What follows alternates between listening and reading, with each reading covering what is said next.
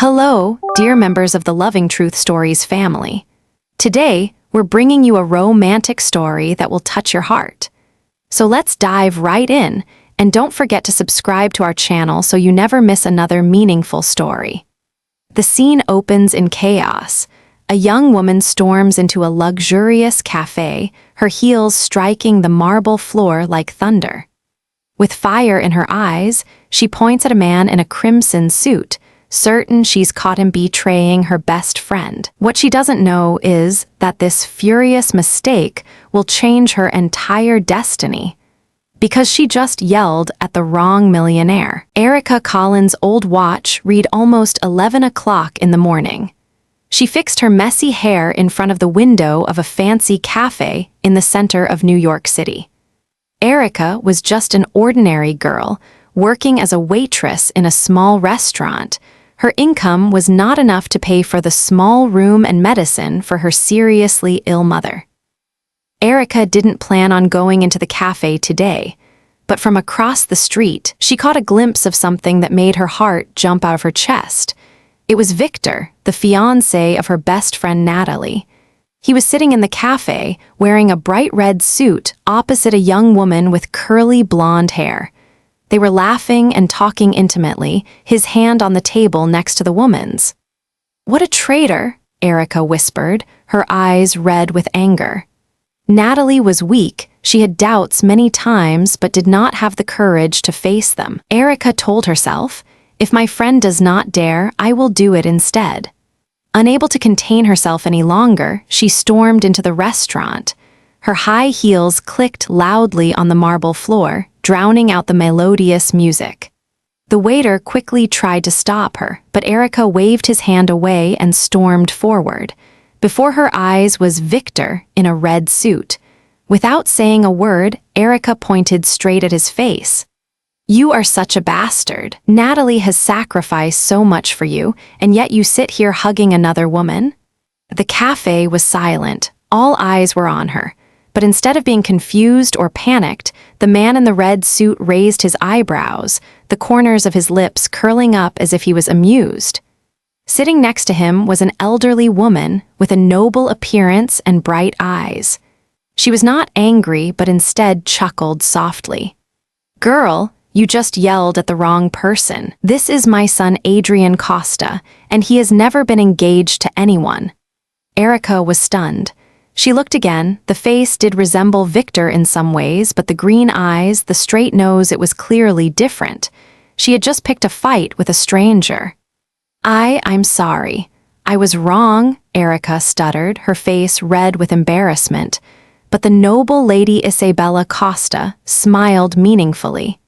"It's okay, girl. Actually, I like your straightforwardness. It's rare in this world that people dare to say what they believe, even if it's wrong. You impress me."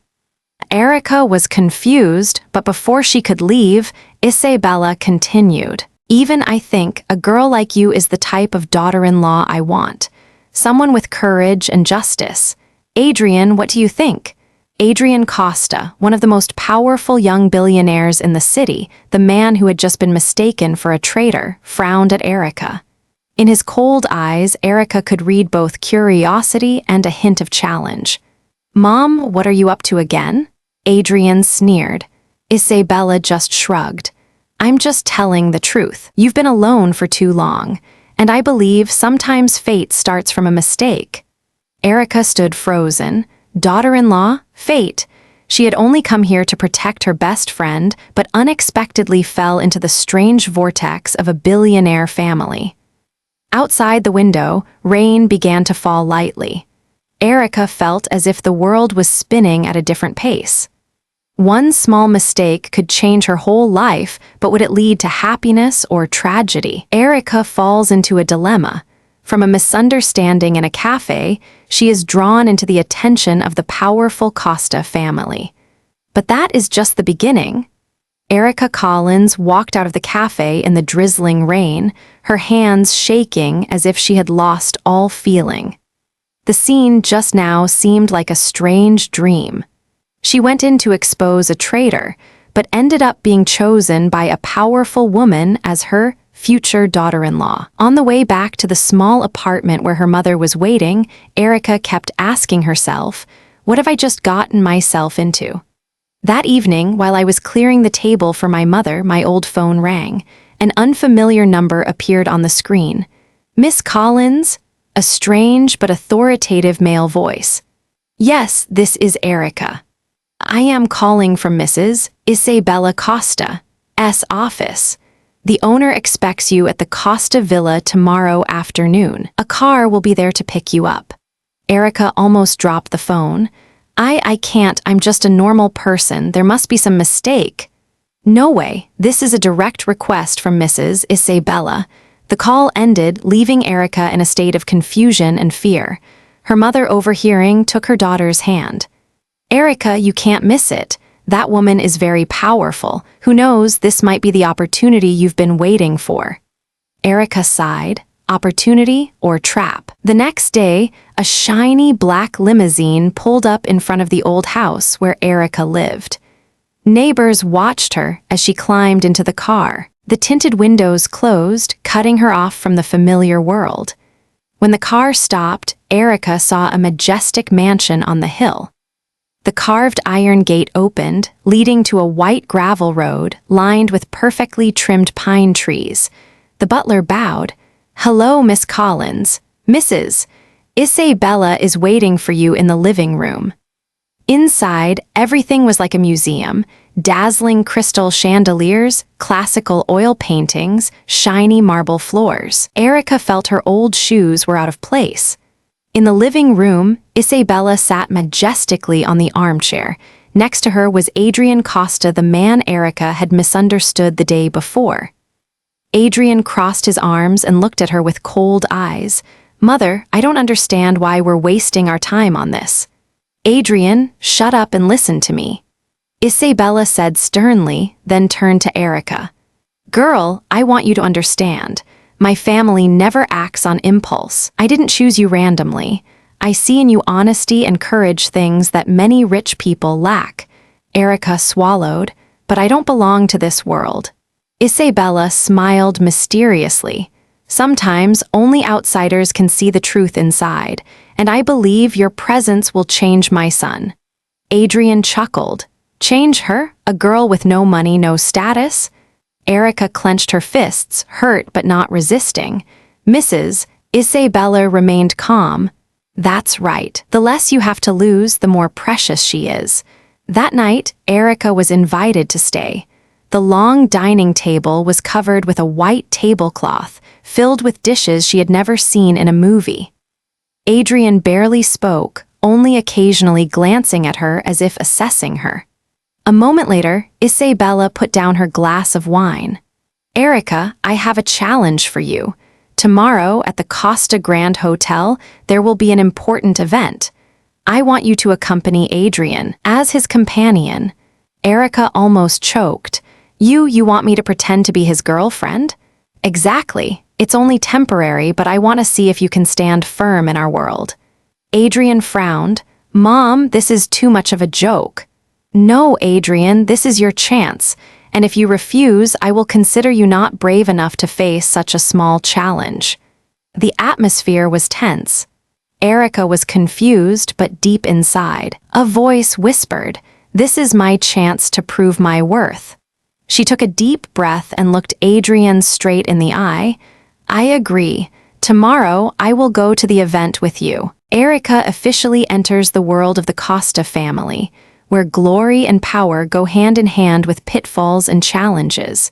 She will have to appear at a lavish event, under the scrutiny of hundreds of high-class people, and walk beside a man who looks down on her. Will she be able to stand her ground, or will she become a laughing stock? The next night, the Costa Grand Hotel was as brightly lit as a palace in the heart of the city. The main entrance was covered with a red carpet, and luxury cars lined up, carrying high-class guests in lavish formal attire. Erica Collins stood silently in the foyer, clutching the purse she had borrowed from her mother. The evening gown she was wearing had been prepared by Isabella Costa herself. It was simple yet elegant, the light turquoise color hugging her figure, highlighting her gentle, light brown eyes. Beside Erica, Adrian Costa adjusted the buttons of his vest, his face calm but his eyes still had a hint of dissatisfaction. He turned to her, his voice low enough to be heard. "You know, we are entering a place full of predators. One wrong step and you will become the laughing stock of the whole city." Erica took a deep breath, trying to suppress her trembling. "I didn't come here to make a fool of myself. I came to prove I'm not as easy to trample as you think." Adrian raised his eyebrows slightly, for the first time a little surprised by the harshness in the poor girl's words. As they entered the great hall, all eyes immediately turned to the two of them. Whispers arose. "Who is that? Never seen her at any event." "A common girl dares to walk next to Adrian Costa. Maybe it's his new pastime." Erica heard every word clearly, her heart ached, but she held her head high, trying to keep a calm smile. At that moment, a sweet but sarcastic voice rang out. "Adrian, you finally brought someone here."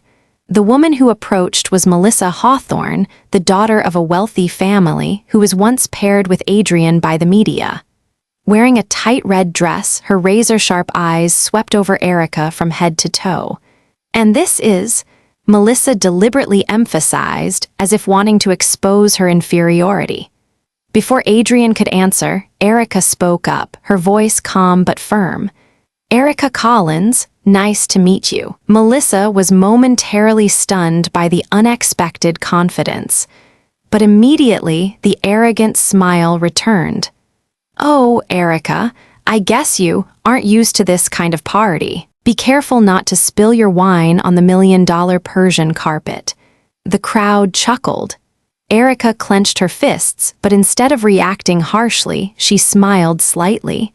"Thanks for the reminder, but I believe that a person's worth is not determined by what kind of carpet they stand on, but by how they treat others." The air fell silent. A few people looked at each other, surprised by the blunt response. Adrian glanced at Erica, his eyes unreadable. The party continued with soft music and the clinking of wine glasses. Adrian was busy chatting with his business associates, leaving Erica standing with a group of high society women. One of them, Vivian Moore, wife of a congressman, deliberately asked loudly, "Erica, what do you do? I assume you must be a designer or a brand owner." Erica smiled honestly. "I used to work as a waiter in a small restaurant." The air was suddenly silent for a few seconds, then burst into laughter. "Really? A waitress at Costa's ball? How unique." Vivian quipped. Blood rushed to Erica's face, but she managed to keep her composure. "Yes, I used to serve, and that job taught me how to observe people. In a few minutes, I could tell who was truly happy and who was just pretending to be." Vivian's smile froze. The crowd murmured again. This time many looked at Erica with curiosity rather than contempt. At that moment, a hotel employee rushed in, whispering something in the manager's ear. In a moment, the news spread around the table. A batch of fine wine for the event had disappeared from the storage room. The manager's face paled. He bowed to Adrian. "Sir, we can't find the 2 cases of 1980 Bordeaux. I wonder if someone took." The whole hall was in an uproar. The guests shook their heads and whispered in discontent. Melissa quickly interjected. "Perhaps some people unfamiliar with this world have strayed into the private area." All eyes turned to Erica. Erica choked. She had never been backstage, but the sharp insinuation made the whole party suspicious. Before Erica could justify herself, Isabella Costa, who had just appeared, raised her hand to stop her. "Enough! I don't believe a girl like Erica would do that." But Melissa did not give up. Then why not let her prove it herself? Outsiders should always be transparent, right? Erica felt a chill run down her spine. This was the real test, not just of Isabella, but of all of high society. She took a deep breath and looked straight at Melissa. "Okay, I will prove the truth. And when the truth comes out, I hope you have the courage to apologize." Amidst the lavish lights of the party, Erica, a poor girl who was looked down upon, was unexpectedly pushed into a wine theft case, becoming the center of suspicion. Faced with the contempt of Melissa and the entire hall, she was forced to find a way to clear her name. How will Erica turn things around? And will Adrian side with her or leave her alone? The atmosphere in the luxurious banquet hall became so heavy that it could be cut with a knife. All eyes were on Erica Collins, the poor girl who had entered the upper-class world with just an invitation from Isabella Costa. And now, she was facing the risk of being publicly humiliated, branded as a thief of fine wine. Erica felt every heartbeat pounding in her chest. But instead of running away, she took a step forward, her voice calm. "I want to see where the wine is kept right now." Silence fell. The hotel manager, trembling with fear, hurried to lead the way. Melissa sneered, her eyes shining with the conviction that Erica would bring disgrace upon herself. They went down to the cellar, where wooden shelves were filled with bottles of precious Bordeaux, kept cool. On the shelves, there were indeed 2 cases missing. Melissa crossed her arms, her voice arrogant. "Anything else to say?" Erica didn't reply, instead bending down to examine the metal lock of the warehouse door. She noticed fresh scratches and a faint trace of metal. "This lock has been picked," she said loudly. "It was not opened by an ordinary employee."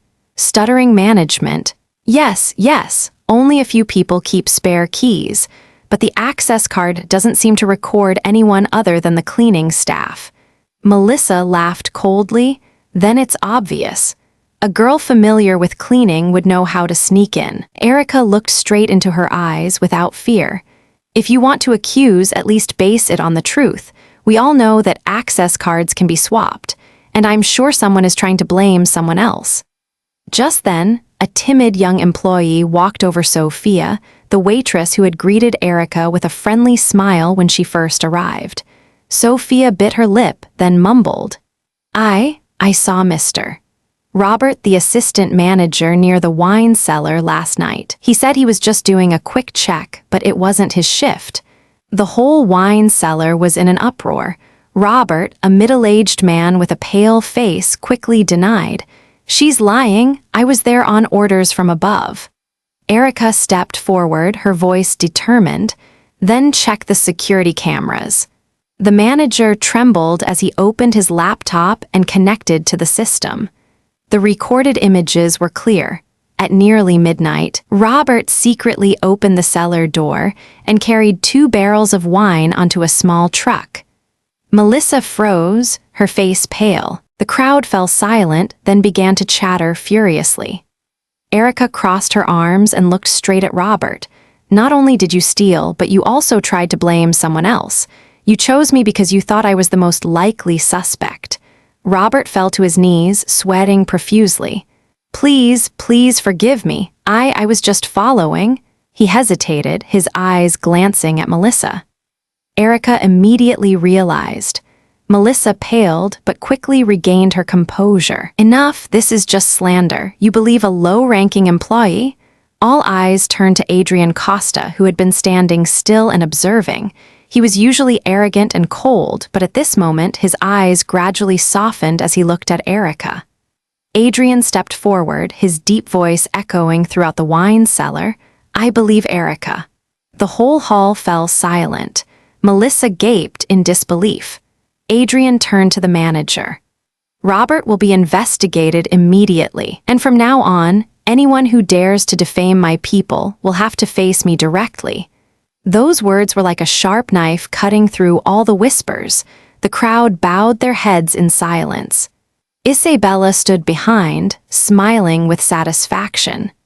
Erica looked at Adrian, her heart fluttering slightly.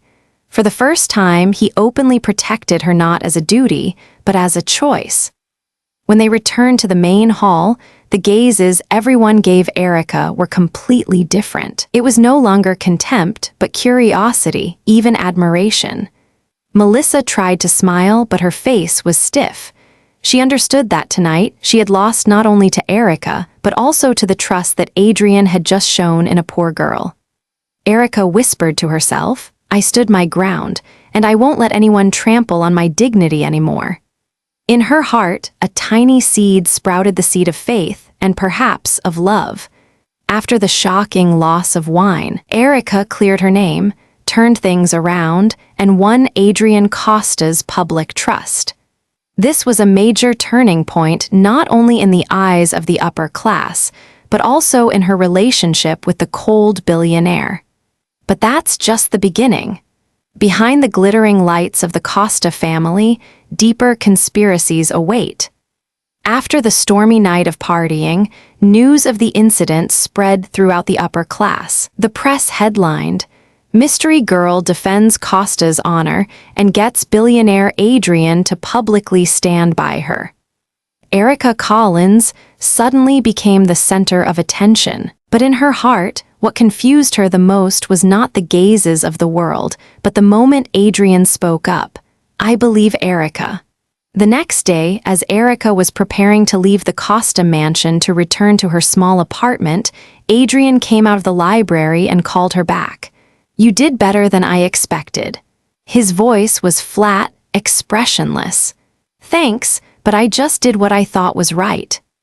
Erica replied, her eyes looking at the floor. Adrian was silent for a few seconds, then slowly, "Not many people in my circle dare to confront Melissa Hawthorne. You can do it. I am not used to people like you." Erica raised her head, meeting those green eyes. For the first time, they weren't completely cold. "Maybe because I don't belong to your world." She smiled lightly. Adrian chuckled, a rare smile which made Erica's heart beat faster. In the following days, Isabella arranged for Erica to stay at the villa, under the pretext of making preparations for the upcoming events. In reality, she wanted to create an opportunity for her son and the young girl to get closer. Life in the luxurious mansion initially makes Erica feel out of place. But then, small situations turn into a bond between her and Adrian. One morning, Erica searched for the TV remote but couldn't find it. She fumbled around the room, finally discovering that Adrian had deliberately hidden it. What do you want it for?" She was annoyed. "I wanted to see how you would react." Adrian shrugged. Erica pursed her lips, then took out her phone and opened the TV remote control app. The channels changed rapidly. "Sorry, I don't need that remote." She smiled triumphantly. Adrian suddenly burst out laughing, a real laugh echoing throughout the large living room. Another time, he secretly replaced the sugar shaker with salt in the kitchen, expecting to see Erica frown while drinking her coffee. But she calmly stirred it, took a sip, and smiled. "Oh, here's a southern salty lemonade recipe. Would you like to try it?" Adrian looked at her, half surprised, half amused. For some reason, life in this house had become less boring. Late one night, Adrian returned from a long meeting. Erica was still sitting on the porch, the soft yellow light shining on her face as she read a book to her mother over the phone. When she hung up, she found Adrian standing nearby. "You work so late, aren't you tired?" she asked softly. Adrian sat down opposite and laughed coldly. "Even if you are tired, you have to keep going. In my world, stopping means being swallowed up." Erica looked at him, then slowly. "But sometimes people need to stop to remember why they started." Adrian paused. His deep blue eyes held a sadness that was hard to hide.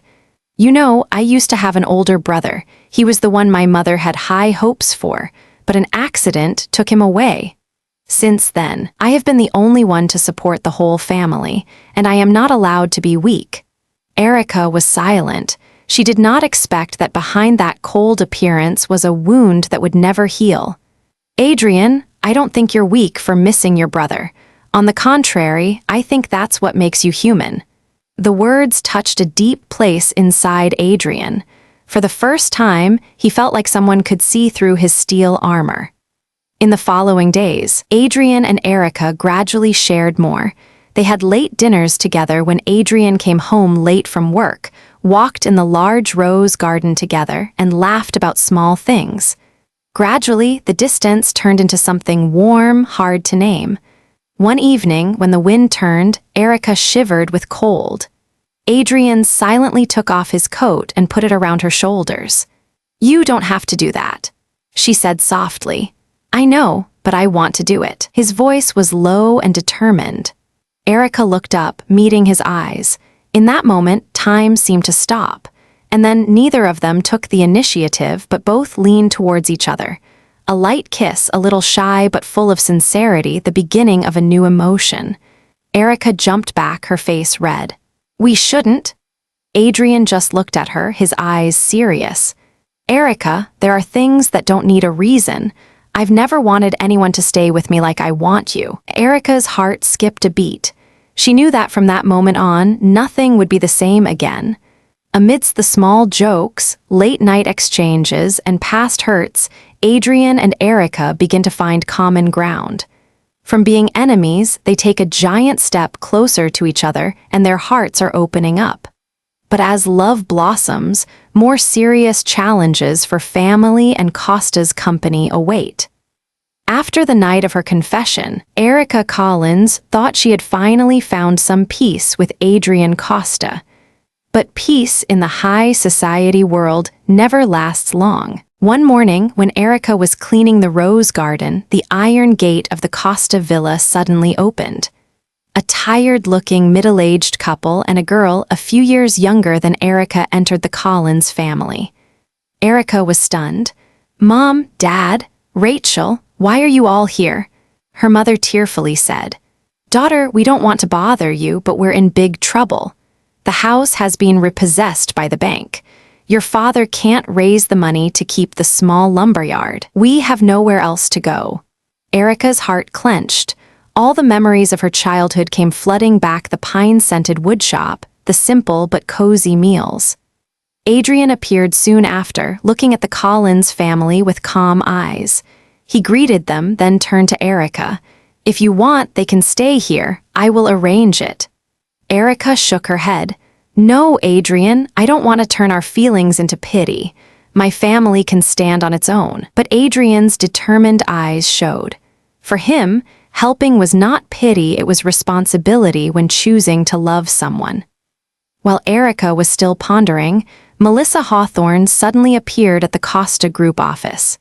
She carried a file and slammed it down on the table in front of the board of directors. "Ladies and gentlemen, I have evidence that the corporation's recent financial reports are being manipulated, and the person behind it is Erica Collins." The whole conference room was noisy. The fake prints, the edited revenue and expense figures were all labeled with Erica's name. Erica was shocked. She had never touched the financial system before. But Melissa spoke truthfully, her sharp eyes fixed on Adrian. "Adrian, you are too blinded by a lowly girl. If you don't handle it, the Costa Group's reputation will collapse."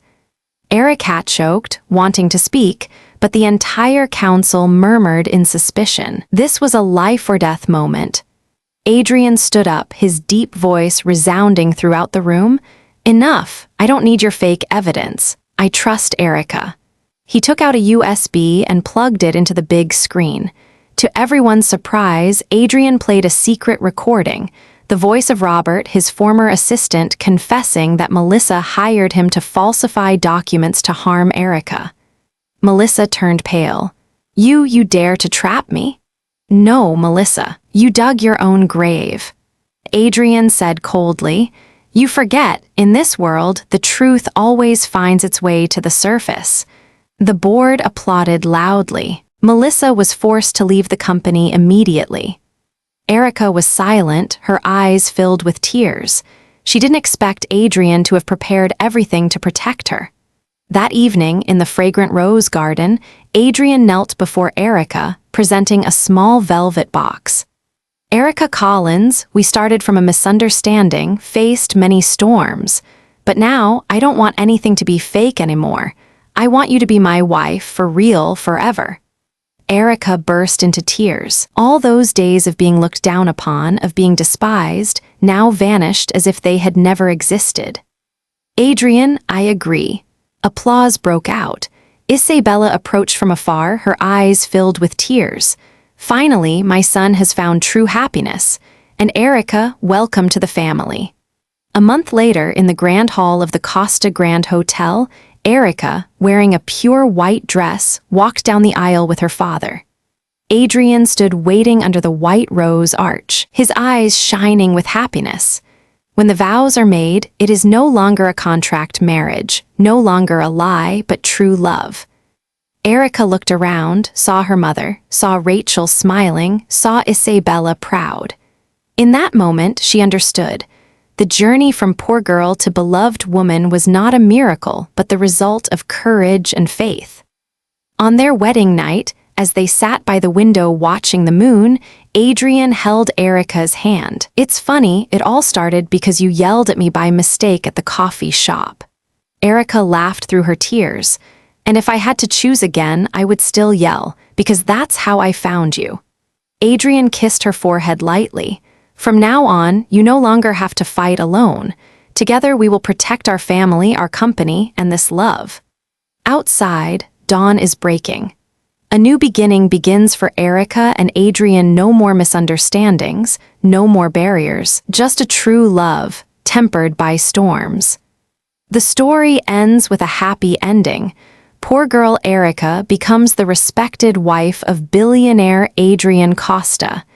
They overcome contempt, intrigue, and past pain to find love and healing. You know, looking back at this story, I realize something important. Life often takes us through unexpected turns. Sometimes, a mistake, a misunderstanding, or even a confrontation can become the very doorway that leads us to growth, healing, and love. From Erica's journey, I've learned that courage and integrity can open doors that wealth and status never could. Standing up for what's right, even when the world doubts you, is what truly defines a person's worth. And when we dare to show kindness and resilience, we not only change our own destiny, we inspire those around us to believe in something greater.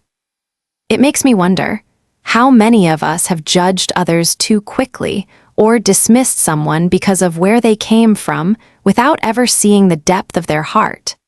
And how often have we overlooked our own potential, thinking we don't belong in certain places, when in reality, we are exactly where we need to be to make a difference? As I pass this story on to you, I want to remind you of a simple truth.